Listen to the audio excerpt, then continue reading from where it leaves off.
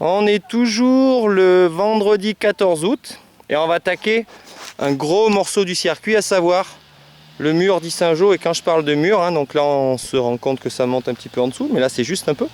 Et puis juste derrière moi ici, il y a ce qu'on appelle le mur, c'est-à-dire vraiment une montée assez costaud.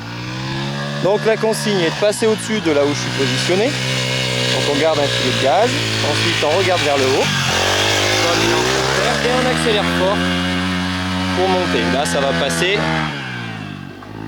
Voilà. Donc il n'était pas complètement à droite. Ok. Et les gars, essayez de vous mettre un peu plus à droite que là où il est passé, vous aurez moins de surprises. Suivant. Donc on entend le pilote qui arrive en haut qui crie de joie. C'est juste normal. Ça fait partie de l'évolution du pilote en moto. Au début il pleure, puis à la fin il rigole.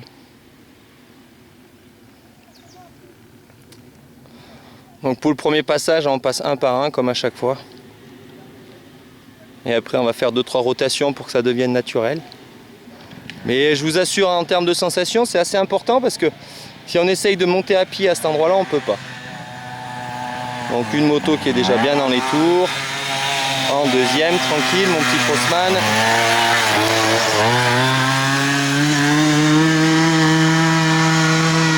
Là, il n'a pas coupé, donc il saute un peu.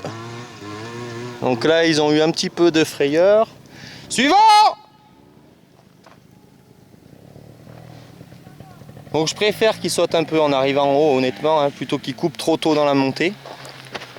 Parce que, comme je dis, si on s'arrête dans la montée, on redescend immédiatement. C'est obligé. C'est pas une montée impossible, ça monte tranquillement, mais quand même. Et précision aussi, donc ce passage-là en particulier est interdit en compétition aux moins de 14 ans, c'est-à-dire des enfants qui roulent toutes les semaines, mais avec des motos de cross. Voilà, il a l'air d'être serein. Regarde en haut! Voilà, il a pris l'info et là il choisit sa trajectoire, c'est très bien. Donc il a coupé les gaz encore une fois un peu tard, mais je préfère ça. Suivant! Donc, mon petit homme pouce qui s'appelle Kevin, que je suis obligé de reprendre sans arrêt parce qu'il écoute une consigne sur 8. En attendant, il est toujours avec nous. Tout à l'heure, là en début de matinée, j'étais obligé de lui mettre la pression pour pouvoir le garder, puisque sinon il allait partir avec les petits, c'est-à-dire les moins de 12 ans, donc à peu près sa tranche d'âge aussi. Donc c'est sûr qu'on ne fait pas les mêmes choses après. Allez, regarde en haut, c'est bien. Il n'y a pas de raison qu'il ne monte pas. Voilà, il a accéléré là.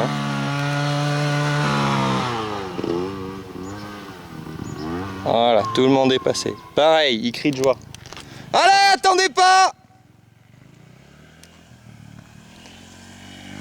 Donc ce genre de sensation là, de crier de joie, moi je les connais effectivement sur des franchissements en moto parce qu'on est content. Et puis pour ceux qui ont fait un peu de poudreuse en ski, en surf ou en snow scoot, mais ça fait à peu près la même chose quand on arrive à faire des trucs comme ça. Ça fait plaisir.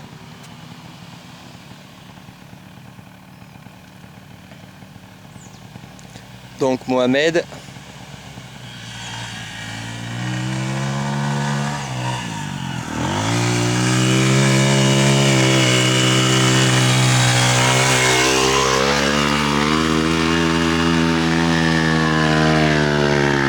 Très bien Mohamed, très bien pour tout le monde, super.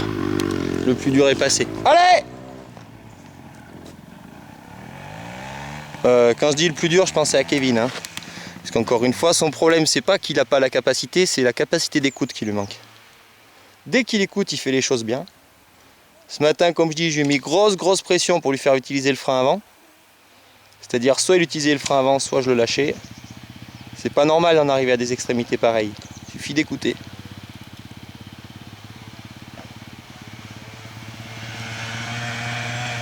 Go! Go! Allez, il va regarder en haut. Il va peut-être falloir penser à accélérer, Maurice.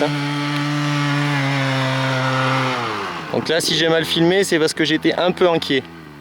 Et il y a de quoi. Il regarde pas où il va, c'est pour ça qu'il subit la piste. Donc le regard, hein, quand vous êtes dans la rue, quand vous êtes en ski, quand vous êtes en moto, c'est très important de savoir où on va. Donc notre pilote de VTT autrichien, bourrin, mais c'est un bourrin cet autrichien, c'est de la folie. Sinon il se débrouillerait pas mal. Allez.